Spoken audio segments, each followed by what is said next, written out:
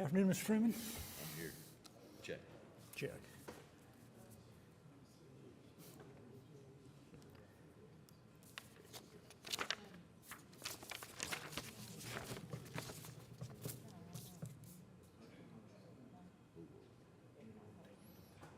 I got another meeting. I'm still in council.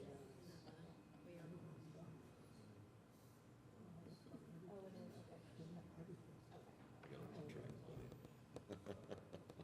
I was looking at it, I go, this doesn't look like what we reviewed. Good afternoon. It is 2 o'clock, and I would like to call to order the July 18th meeting of the Oklahoma City Water Utilities Trust. The next item on the agenda is the approval of the minutes. They are in your packet. Are there any questions or concerns regarding the minutes? Seeing none, is there a motion for approval?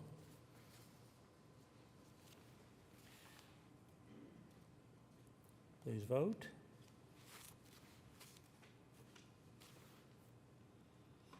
And it passes unanimously.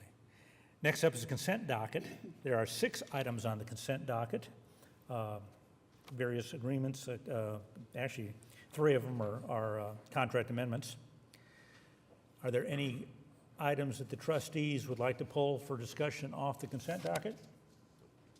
Seeing none, is there a motion to approve the consent docket?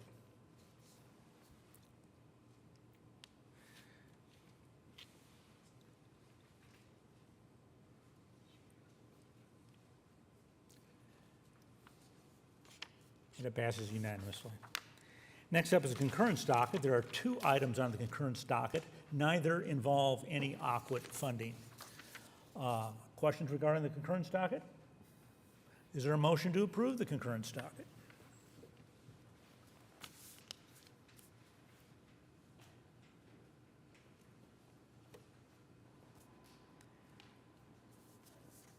And it passes unanimously. There are no emergency items on the agenda this afternoon, but there are several items for individual consideration. The next item is item 6A, is to receive an engineering report from CP&Y and authorize negotiations for an amendment to the engineering contract to provide a phasing plan, final design, bidding, construction administration for the Deer Creek wastewater treatment plant electrical improvements. Mr. Chairman, we have Joy Cody here from our engineering department. She will give us a brief presentation. All right. Good afternoon, Mr. Chairman and trustees. As Mr. Browning said, my name is Joy Cote. I'm the wastewater treatment project manager for the City Utilities Department. And today I'd like to present on project ST0161, which provides for electrical improvements at the Deer Creek wastewater treatment plant. Oh.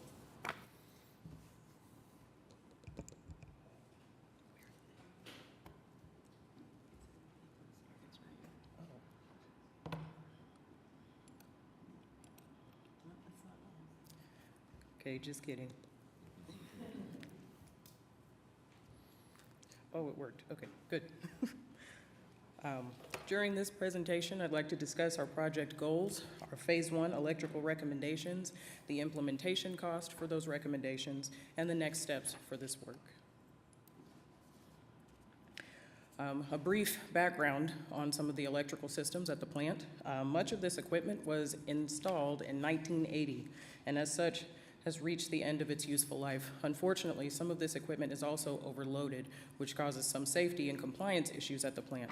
This project was driven by 3 primary items: safety, permit compliance, and reliability and resiliency.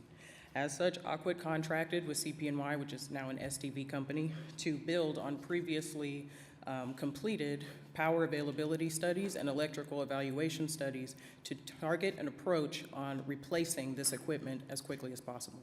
Due to constraints in CIP funding that's available for us, we are taking care of our immediate improvements now, termed Phase 1 improvements, and our future improvements will take place in the expansion project to come within the next 3 years when we begin engineering.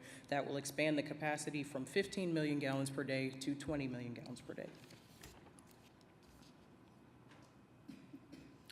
Shown here is just a graphical reference of our map from south to north along State Highway 74, aka Portland Avenue.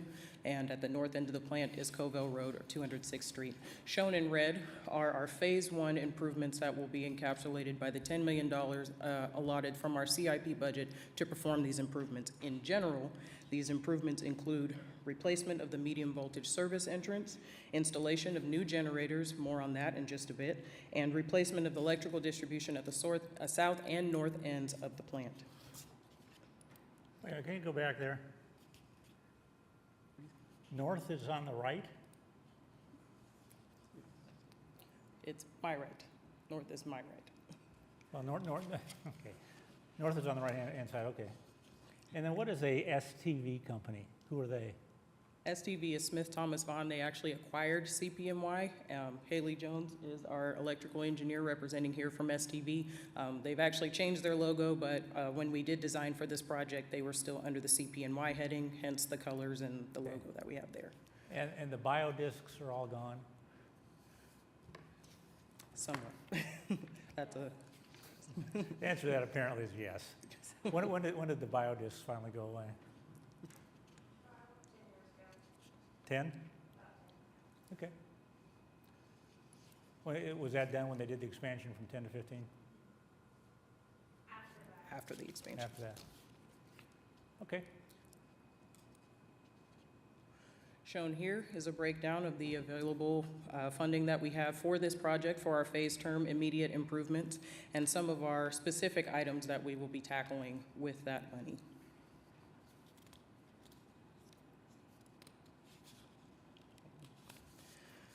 More specifically, our new electrical building will be built for our primary clarifier and sludge pump station.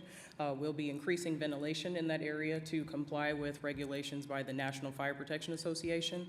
We'll also be replacing some switchboards, feeders, and motor control centers, or MCCs. One item to note here is that we are also repurposing the generators from the North Canadian wastewater treatment plant to the Deer Creek wastewater treatment plant. They cannot support the load at North Canadian anymore, and that'll be addressed in a separate project. But in bringing them to Deer Creek, as opposed to buying new generators, we are able to achieve a cost savings of approximately $3 million. With all of that information provided previously, we are now on to our next steps for the project, which is to conduct detailed design and provide drawings, specifications, and bidding practices for this project. It is also important to note that we have multiple projects going on in design at the Deer Creek wastewater treatment plant now, and to mitigate any duplication of work or avoid any other issues with conflicts between projects, all of the consultants have been working together and coordinating throughout this design process. Of note, two projects that we have going on at the same time that also have electrical upgrades include STO 154, which is our biosolids and odor management project, which will improve the electrical infrastructure at the dewatering building, which is attached to our administration building, and STO 163, which is our blower and aeration study and improvements project, which will include electrical infrastructure upgrades to our aeration processes as well. That concludes my presentation, and I'm happy to take any questions you may have. Any questions? I'm So- taking, go ahead. Yeah, $10 million on phase one seems to be a very large amount for just, this isn't any process changes, this is just electrical upgrades. That's correct. Unfortunately, I'm sure you all understand that we've been dealing with significant cost increases for equipment, issues with lead time, issues with supply chain management, freight, and labor as we have been trying to navigate our treatment projects. Unfortunately, the cost to achieve the same amount of scope we may have taken on maybe 3-4 years ago has become significantly higher. And we are doing our best, as far as Will Huggins with our CIP manager, to accommodate as many improvements as we can with the money we have allotted. Okay, and so with the electrical upgrades and new motors and such, will there be energy efficiencies that we will be able to achieve? That is part of the evaluation that STV has conducted in our engineering report and our phasing plan. That would be interesting to know what the you know, the total cost would be, the net benefit of that would be. The main purpose is to replace infrastructure that's really like the primary, like essentially the electrical highway, like around the plant, the conduits, the cables, the switchgear. A lot of the process motors aren't being touched. So in terms of process efficiencies, this project won't have really much to add, but we are doing that with the blower improvements project. We're doing some process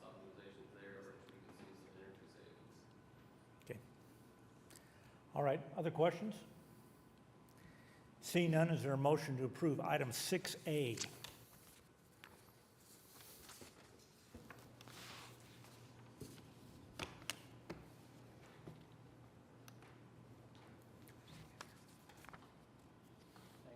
And it passes unanimously. Item 6B is to receive the preliminary engineering report from Clearwell Engineering Incorporated and authorize the negotiation of an engineering amendment for final plans, specifications, and bidding phase services, Draper, water treatment plant, Clearwell improvements.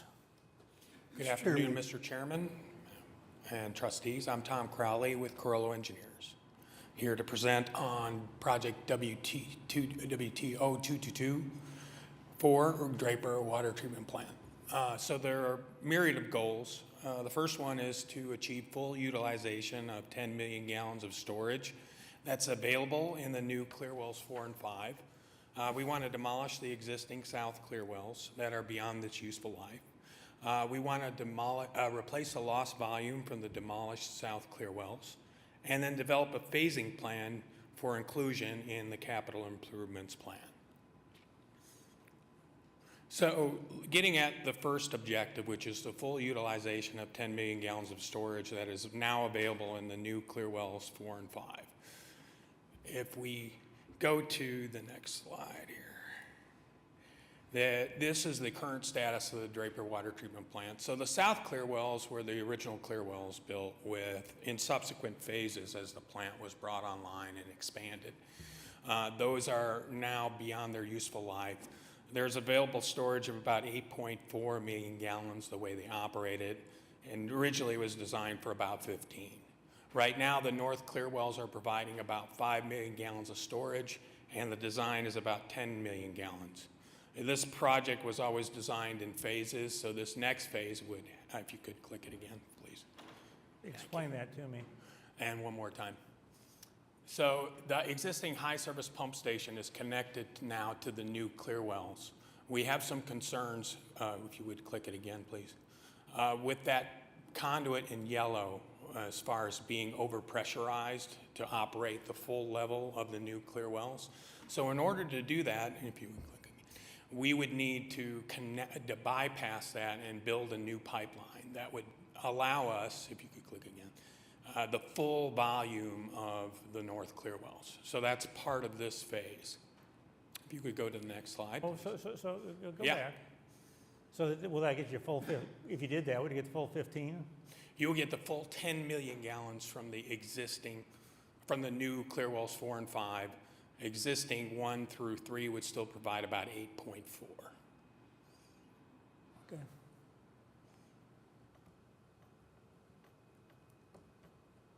Next slide. So the other objective of this project is to demolish the existing south Clearwells 1 through 3, if you could. So there you can kind of see where they're oriented on the site. North is up, so the North Clearwells are on the north side. Those are the new ones. Once we make that pipe connection, we'll have 10 million gallons available. The South Clearwells, the current available storage is 8.4. The nominal design capacity is 15. If we eliminate those, we're going to be eliminating that much storage from the treatment plant. So in order to replace the storage, we looked at several alternatives for replacing this lost storage.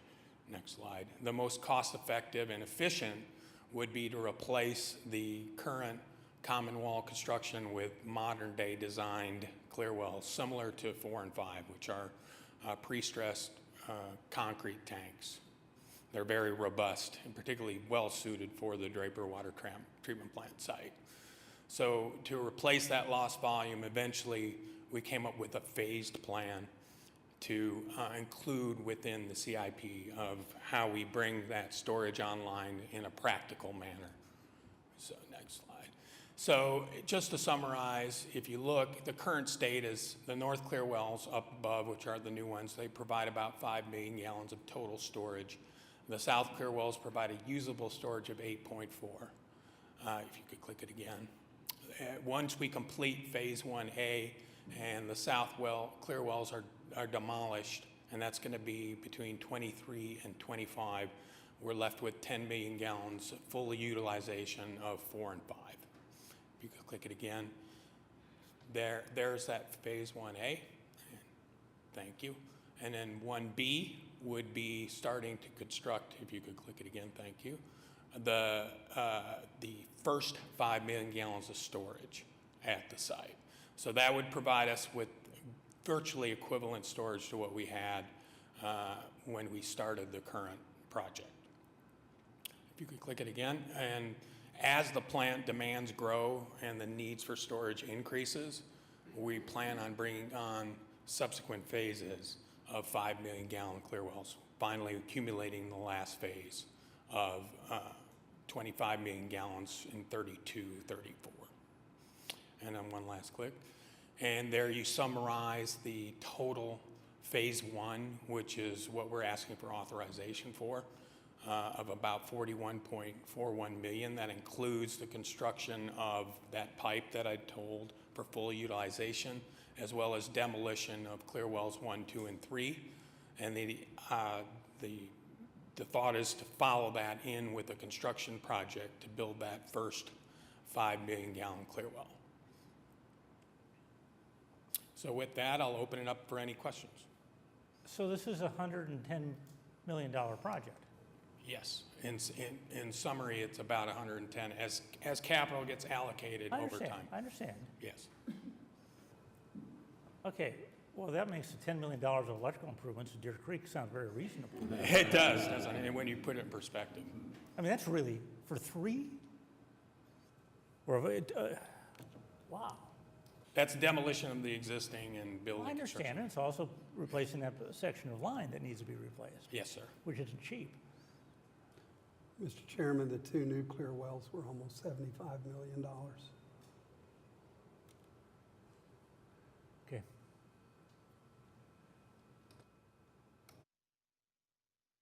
All right. Any questions? Is there a motion to approve item B, 6B? Thank you for your attention.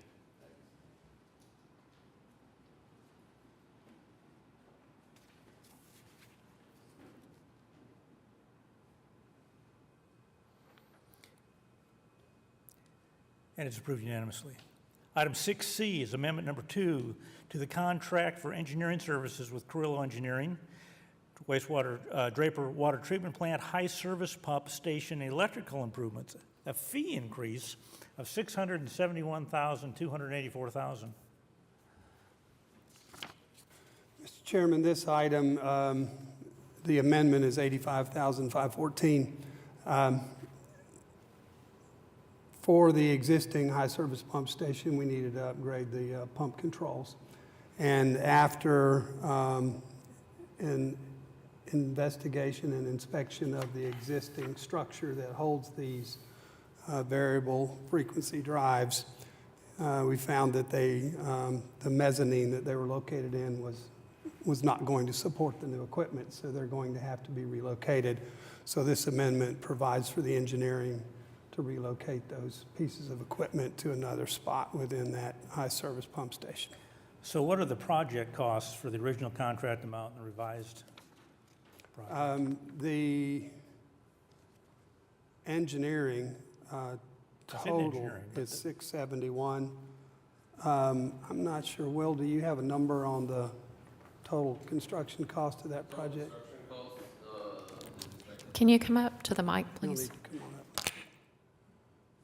the total construction cost should be anywhere from 4.8 to 5.1, and that we're repurposing some existing infrastructure, so the total value of what we expect to get is around 8, but construction costs will be around 5. So this is for detailed design and bid phase services for these improvements, which is the variable frequency drive relocations, along with the replacement of the existing high service pump station switchgear, which will be located in the auxiliary high service pump station. All right, any questions? Thank you. Is there a motion for approval? 6C?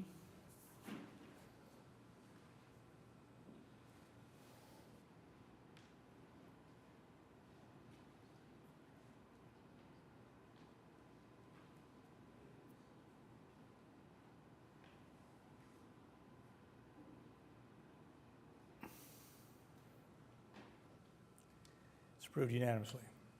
Item 6D is a change order number 1, revising the construction contract with McGee Utility Contractors, project WC 0873, raw water transmission line, Stonewall Pump Station to Ada Pump Station, a decrease of $300,000. Mr. Chairman, the contractor was able to come up with an alternative method to install a pipeline under some roadways, and so the cost savings to us with that alternative method is $300,000. Any questions for Mr. Browning on this item? Seeing none, is there a motion for approval?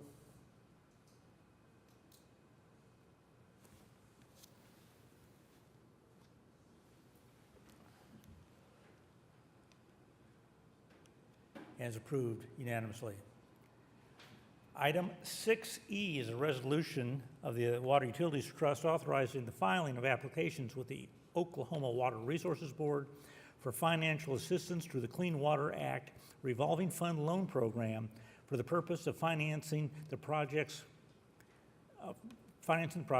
authorizing the chairman or vice chairman and secretary and assistant secretary to execute the applications, authorizing the general manager to advance the necessary application fees, and other things necessary to carry out the terms and conditions of this resolution. Are there any questions? Oh, Jiffy's here to give us a briefing on this item. Jiffy John Samuels from our Finance Division. Thank you. Good afternoon, Mr. Chairman and the trustees. Jiffy John Samuel, Financial Operations Manager here. The agenda item before you is a resolution authorizing AQUIT to file a loan application with the Oklahoma Water Resources Board for approximately $53,463,000. Projects in this loan include planned improvements to wastewater lift station number 36, disinfection and dechlorination improvements at the North Canadian Wastewater Treatment Plant, a project that arose as a result of the Trust's safety initiative. In addition, the loan proceeds will also be utilized for aeration system improvements, electrical improvements at the Deer Creek, as well as biosolids and odor control management initiatives at the Deer Creek Wastewater Treatment Plant. After the review of our loan application by the OWRB, it is expected to be approved in the upcoming board meeting.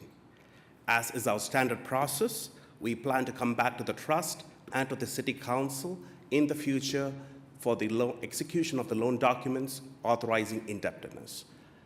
With that said, I'll be happy to take any questions if you all have any. are there any questions regarding item 6E? Seeing none, is there a motion for approval? Thank you.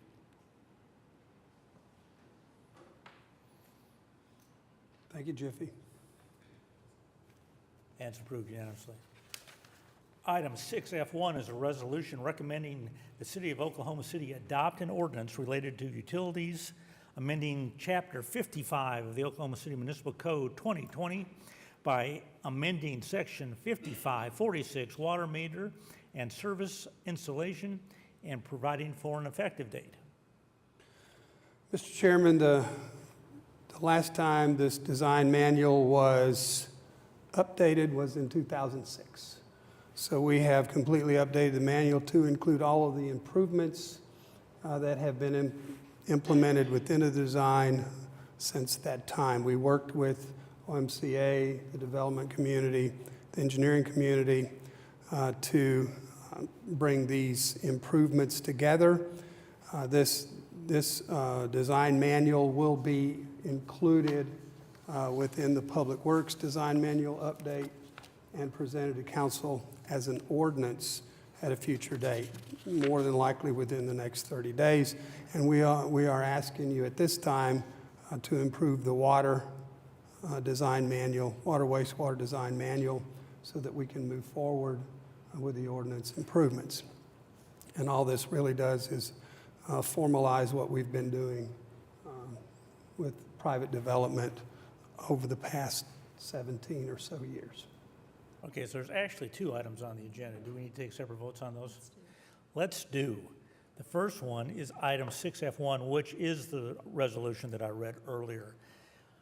By the way, I did go through that, and it's really hard to tell what the changes are when you don't have the old one in front of you. All right, we have a motion and a second for item F1.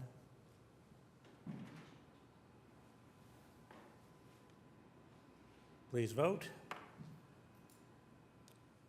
And it passes unanimously.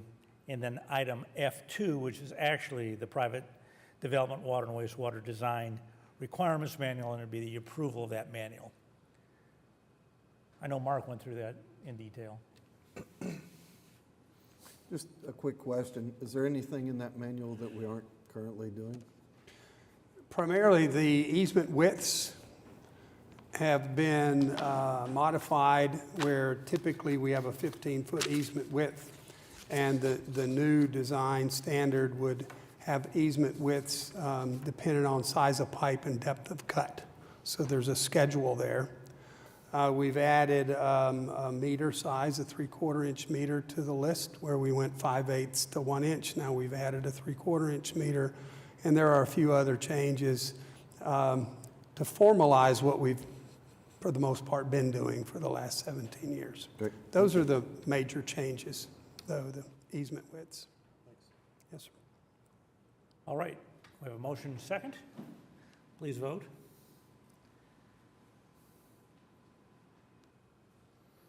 And it's approved unanimously. Item 7 is items from trustees. Do the trustees have anything this afternoon? Seeing none, general manager reports. Thank you, Mr. Chairman. If my calendar is correct, we have a birthday coming up Friday, so happy birthday, Mr. Chairman. I have a lake level report for you all. Hefner is 1.5 feet above full pool. That's above full pool. Back in April, it was 7 feet below full pool. Draper is 3.6 feet below full pool. This time last year, it was over 8 feet down. Atoka is about a foot above full pool. McGee Creek is 5.3 feet above full pool, and Canton is about 2.1 feet below full pool. So we're doing well there. On the performa, year-end performa, the water revenues are above target due to the really hot, dry summer we had last year, where we produced much more water than normal, about 1.5 billion gallons more this year than the year before.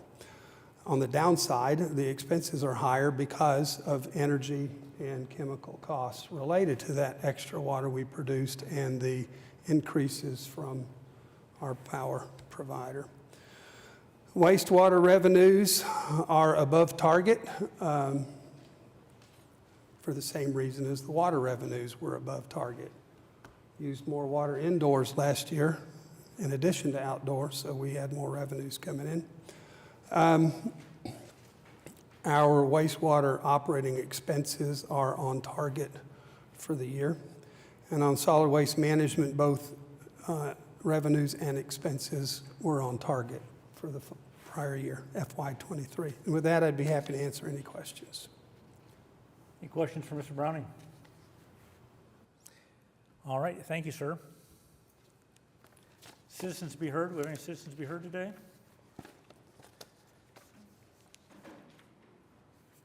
We have two. Please come up. Yeah. Thank you.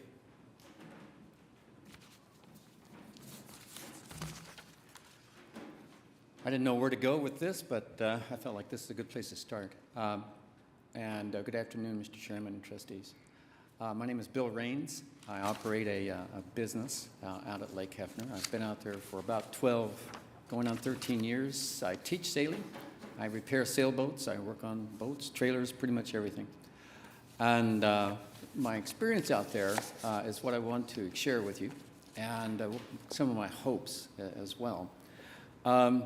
This morning I Googled the history of Lake Hefner, and it's really a great story. I mean, 80-some years ago when it was built. I learned also that we used German prisoners of war to build that thing, and named after Robert A. Hefner. As I read into this thing, I discovered that, of course, it was built primarily for a water resource for Oklahoma City. I got to tell you, it's been that. Even at its lowest point, you mentioned a couple of years ago when it was, all three marinas were bone dry. I mean, we were sitting in the mud. There was still a lot of water left in that lake, so I never saw a point when the water wasn't coming out of my faucet. Thank you for that. My concerns have to do wholly with the recreational aspects of Lake Hefner. And I think that's where we as a city are failing. And I'm going to point to a couple of things. First of all, Lake Hefner is a recreational resource, even though, and maybe I'm speaking to the wrong group, but I feel strongly that it has a lot of great potential. Namely, recreation is going out there already. In fishing, it's a huge, huge fishing mecca for bass fishermen, for all kinds of fishermen. I see them fishing out there in their tournaments every week. I mean, and I'm a sailor, and I see these speedboats zooming around out there, and I assume they're going after bass with those 200 horsepower motors. But the kite boarding, it's going on out there. They have their own little location out there now. They do kite sailing, you know. The sailboats, you've got 3 marinas out there, counting Oklahoma City Marina. The sailboats out there's probably 700 sailboats out there. And maybe what you don't know is that Lake Hefner is considered one of the top 10 sailing venues in the country. Why is that? Because it's windy. It's windy. It's out there today, it's windy. The Oklahoma City Boathouse has a number of regattas that they do. They just wrapped up what they call their lighthouse regatta. These are events that bring in sailors from all over the surrounding area, the surrounding 5 states.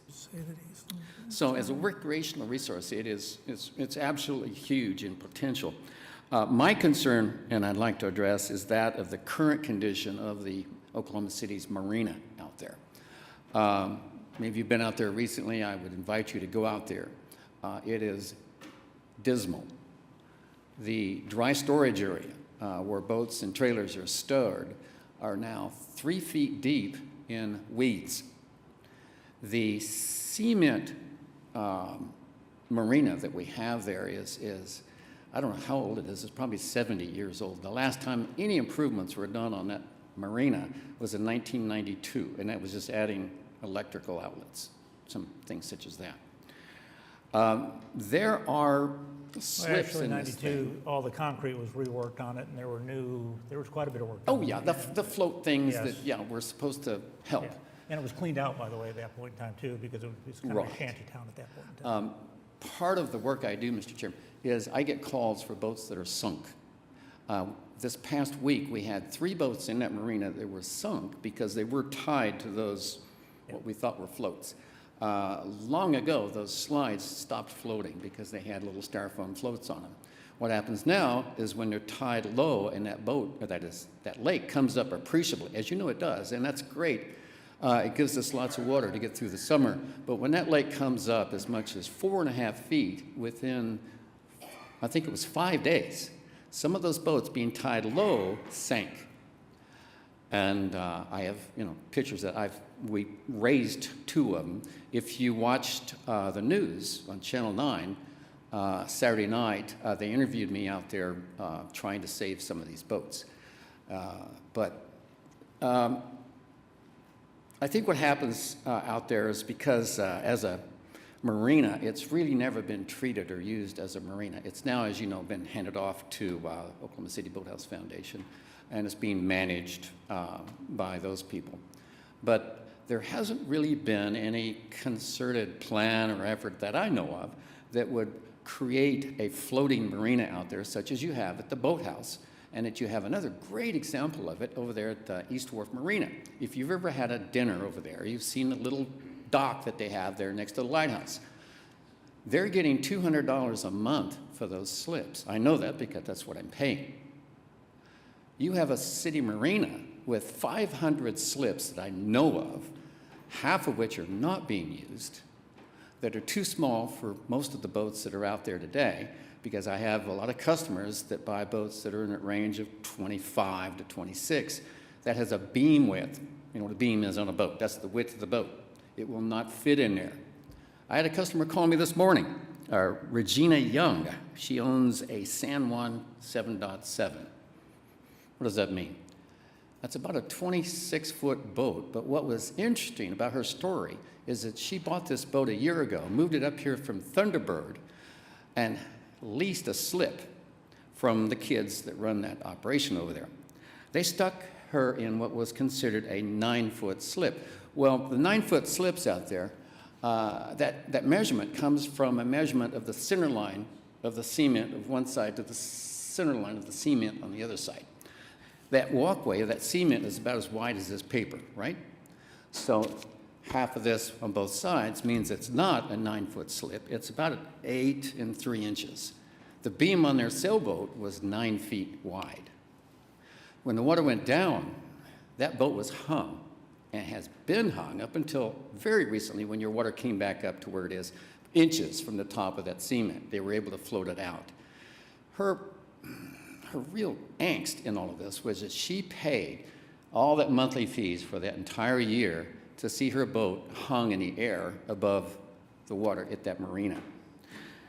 I'm not going to go into all the other examples, except that what I'd like to do, and I'll end this with a question, I will, but I'd like to propose is that people are drawn to water. I mean, the reason that they've had great successes with that little East Wharf Marina and those restaurants over there is people enjoy going to a restaurant and looking out over a lake. That city marina represents another opportunity that I believe would be phenomenal. Consider 500 slips over there getting, floating, by the way, getting $200 a month each. The arithmetic, that's $1.2 million in revenue per year. I don't know where or how a small business like myself would go with something like this, but I got to tell you, and I didn't know where else to go, but I appreciate you listening to me. And my question is how would a person like me round up people such as you that could generate some kind of a plan that could make that happen? So that's all I have. I can answer that very briefly for you. That's been looked at several times in the past. I know. And the cost of demolishing those concrete docks is not insignificant. And then putting in floating docks was considered. But the appetite for the price of that, when that was amortized, was not acceptable to the users out there at that time. Now, maybe circumstances have changed at this point. I can't answer that, but I do know that's been looked at multiple times over the years. And because the lake gets, goes down, from time to time, and it gets down 6 feet, 8 feet, 12 feet, that it's, the boaters were not willing to pay a market rate for boat docks. I was actually part of that, and what you're speaking of was the Lake Hefner Boat Owners Association, that's what it was called. I was a treasurer at the time. Yeah. And yeah, when you're paying, was it $40 or $50 a month, for a slip, and you have a very inexpensive investment in this thing, what happens is that you're catering to the low end of this market. Right. And the low end of this market is always going to push back on raising the rates. Personally, I like nothing better than to light the fuse that dynamites that place and see rates go from where they are to $200 a month. And oddly enough, part of my business is repairing boats out there that are damaged, like rubbing against that cement. But the other side of me sees something there that would be really, really great. It's the only cement type marina that I know of in the state. And I've been to every lake in this state. They've all got these great, beautiful floating marinas that have restaurants and cafes, and they sell ice and beer and everything else. So that it's been considered, and then before is justifiable. I'd like to see it run up there again.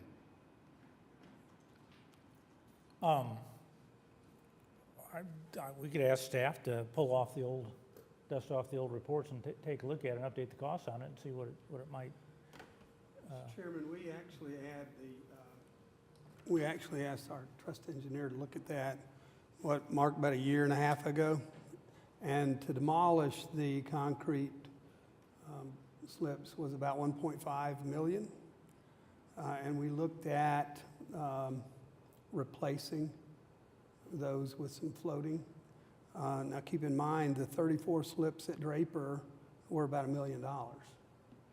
So it's a significant investment of which we don't have the revenue. Because just so you know, we can only spend ratepayer money on water supply, wastewater treatment. So this would all have to be non-ratepayer money. And so for us to generate millions of dollars for that capital improvement program is highly improbable. So we did not move forward. Let me ask you, East Wharf Marina, the development that happened over there, the restaurants, the little marina, the cool little lighthouse they put up over there. The city didn't really put up any money for that. Correct. All you did is lease the property. I'm wondering if the same type of approach could be found if an agency or a industry or a corporation somewhere in the world that invests in marinas could be found that could come to us and say, and look it over and say, hey, I see the opportunity here for this kind of a marina. You've got a fabulous little spot over there. No doubt about it. I mean, you've got that breakwater that hooks around one side and the other side. And you got so much room in there. And all there is in there now is these dilapidated, condemned buildings and these cement marinas. I have to wonder if someone who's a big-time marine operator could be found that could give us some really, some solid ideas and have the backing to do something like that. And yeah, I understand that the city really isn't in the business of recreation. That is until you put trails up, things like that. We have legal restrictions because that is the primary purpose of that lake is water supply. Right. And so for us to enter into a public-private agreement has some serious IRS implications.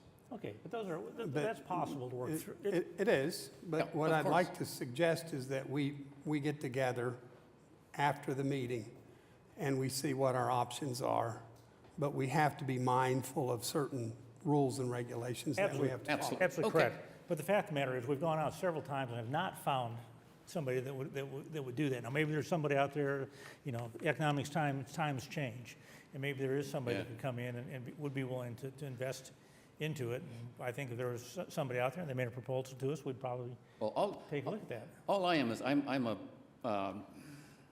just a sailor. I've been a sailor all of my life, 50 plus years, active sailor. I've retired in Oklahoma City, and I really enjoy what I have here in Oklahoma City. I'm the only one in town doing what I do at Lake Hefner, so you can see my concern.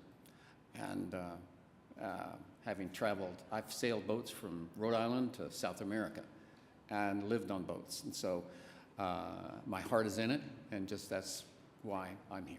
Now, it'd be great if it could. It's just we haven't found an economic solution to date. All right.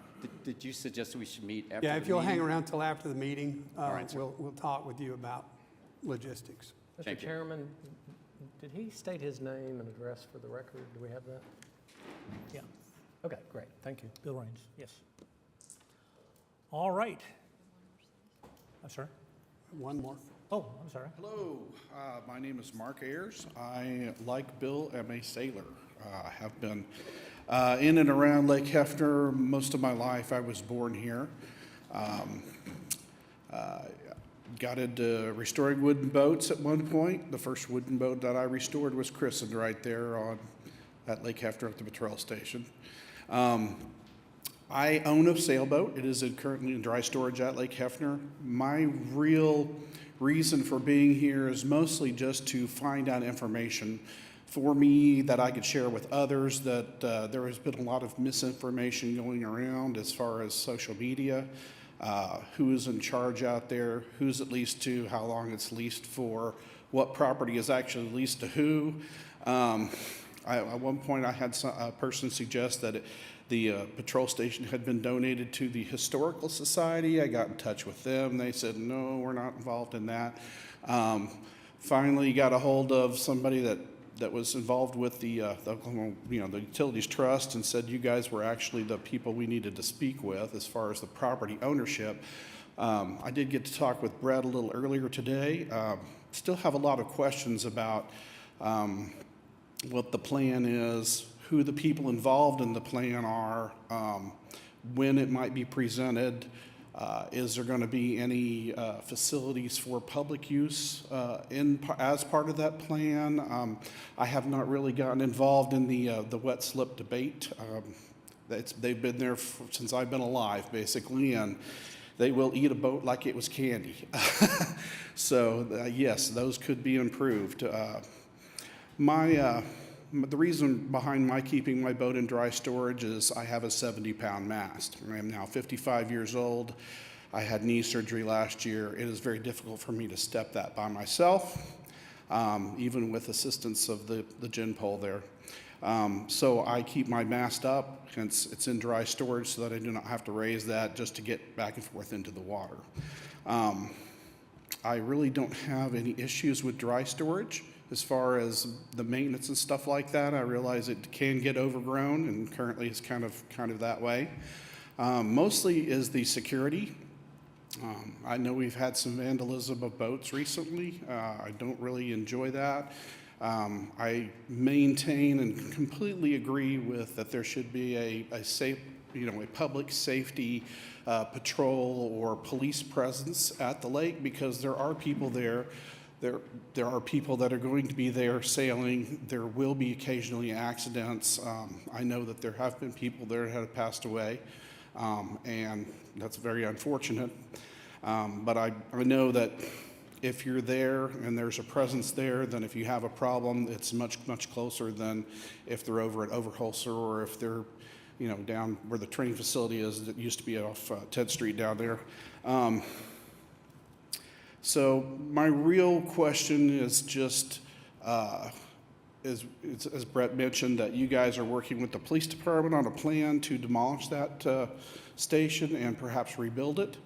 I asked him if he could tell or share with me who on the police department was involved in that, who did not currently remember this morning when I talked to him.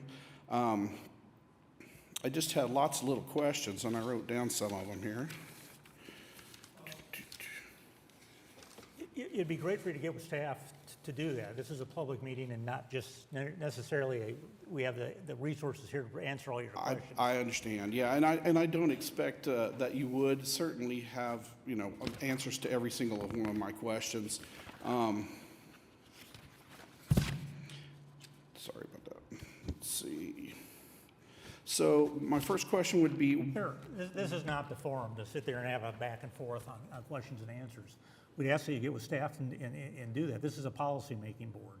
Okay. And so that's really not the forum for citizens to be heard. What would be the best venue for that? That would be to get with staff, and they would set a meeting with them and get those questions answered. Okay. And how would one go about setting up a meeting with your staff? You'll wait just a few minutes when the meeting's Okay. over, we'll get with them.